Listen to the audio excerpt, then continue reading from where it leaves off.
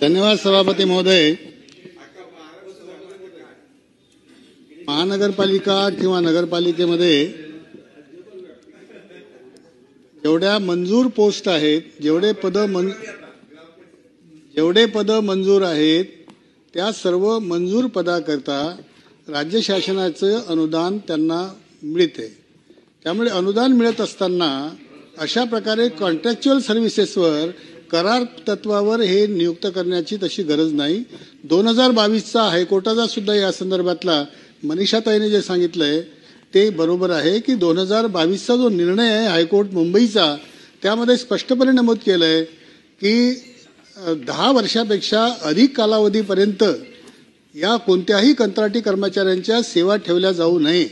हे 2 कारणं लक्षात घेतात. जर सँक्शन पोस्टवर राज्य शासनाचं अनुदान पर्पजिव्ह ग्रँट्स त्या ठिकाणी जर मिळत असेल आणि हायकोर्टाचे आदेश असतील, तर मला वाटते महानगरपालिकेने किंवा नगरपालिकेने आपल्याकडे असलेल्या मंजूर पदावर हे कंत्राटी कर्मचारी नियुक्त करण्याच्या ऐवजी नियमित वेतनावर त्या ठिकाणी नियुक्त्या करणं आवश्यक आहे.